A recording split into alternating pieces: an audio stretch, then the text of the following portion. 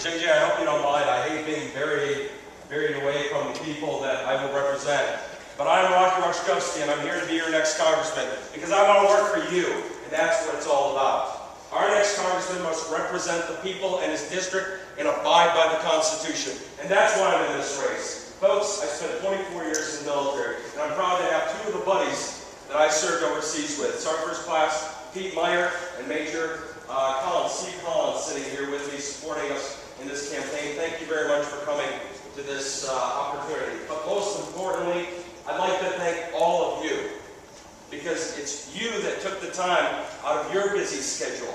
You could have been doing so many things today, but it's you that came out during this rainy evening to listen to us. But actually, it's us that should be listening to you. And that's what representative form of government is about. Listening to your concerns and making sure that your concerns are addressed. And also abiding by the Constitution. I'm a constitutionist that believes in less government, less taxes, and more personal freedom. And therefore, tonight, as I hear your questions and I listen to your concerns, I hope you'll see through the answers that I'm not here interested in retaking this seat. I'm interested in retaking and reclaiming our country back. Thank you very much.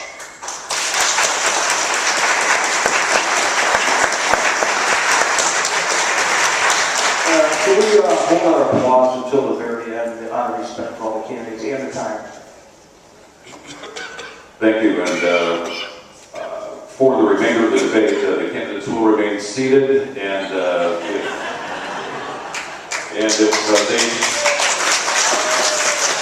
if they so choose during their closing statements, can feel free to wander about to the crowd. And you've got 2 minutes at the end. You could probably shake everyone's hand individually in that amount of time. So let us begin with Judge Kuhn. You get the first question, and then we will go in order. Each candidate will answer each of the questions. And again, you're familiar with the rules on rebuttal. Once again, you will have 60 seconds to respond to the question. Question number one, Judge Kuhn. Every election year, we send men and women to Washington, D.C. who claim to be conservatives or libertarians. Once they get to D.C., their actions indicate that either they lied to the voters or they were easily converted by those already in Washington. Why should the voters believe that you will be any different? And what is it about you that will enable you to stay true to the promises you make on a campaign trail when most others have failed to do so? As a former Oakland County Circuit Judge, I was known for my honesty and commitment to conservative values. Strongly dedicated to fiscal responsibility in our government, a strict constructionist, constitutionalist, and a Ronald Reagan supporter. I think, as Senator Dodd-Frank said, if Obama keeps spending the money he's doing now, which is outrageous, the United States of America could be insolvent in several years. We cannot keep spending, because our grandchildren will have to be paying the bills, and we should not leave them that kind of a problem. Thank you. Same question, Mr. Weldon. Well, thank you for that question, Jim. I think it's a very good one, and one that really gets right to the heart of transparency and trust in government. The fact of the matter is, I served for 10 years proudly with Congressman Joe Ellenberg in Washington. I've been to Washington. I understand what it takes to withstand and hold off the pressures that come your way. I've been a conservative all my life. I worked hard for these principles, and I've said what I meant, and I meant what I said, and I'm going to continue to do that as your next member of Congress. Now, unfortunately, though, that isn't always the case, and we do see that backlash. It has created this cynicism in government at every level. And the truth is, one of my opponents has talked about taking on harmful special interests and standing up to lobbyists. Well, he didn't feel that way when he was in Lansing.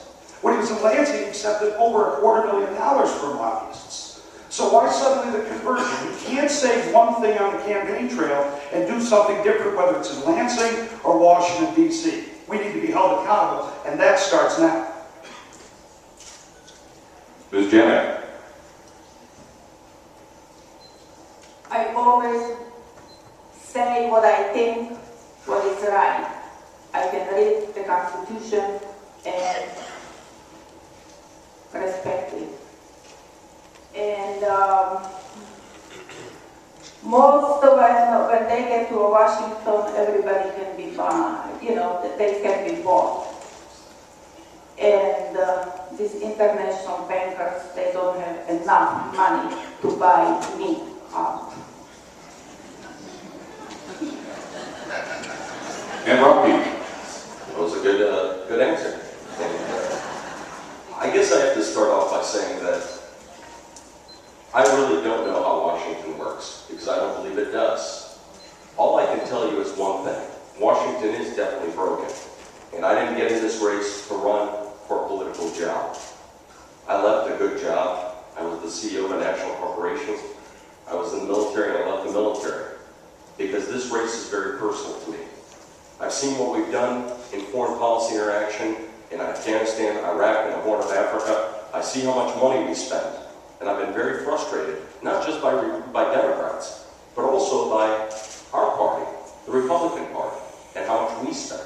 We've had too many people in Washington that were bought off by special interests. So one thing you can take to the bank is the fact that because this race is personal to me, you have my pledge, and you have my home phone number, that if you ever have a problem, you can contact me personally. And that's something that you can take to the bank.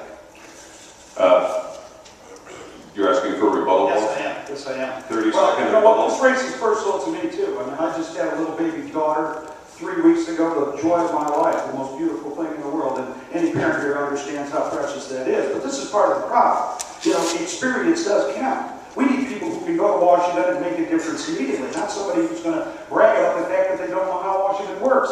And finally, the fact of the matter is that we need to have people in Washington who will stand up to the special interests, not say one thing on the campaign trail and behave differently when they get to Washington or Lansing. And let me remind all the candidates that there are 3 rebuttals only, and if you wish to make a rebuttal, please raise your hand and let us know that that's the case. Question number 2, and we begin rotating through the candidates, beginning with Paul Welday. What is your first priority when you arrive in Washington, D.C.?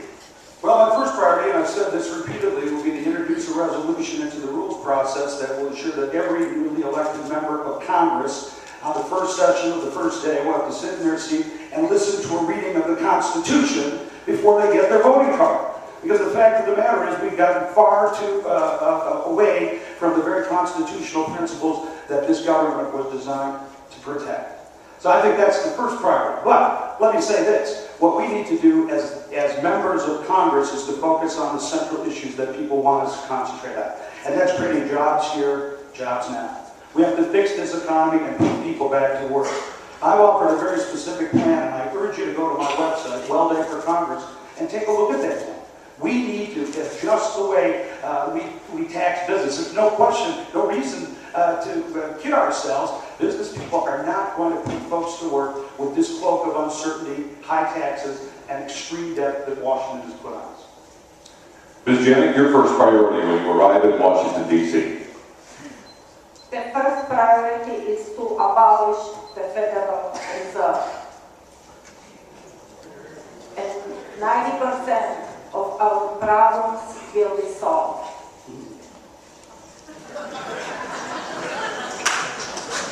Please hold your applause. Rocky, your first priority? I think that one of the first priorities is that we really need to get the national debt taken care of and under control.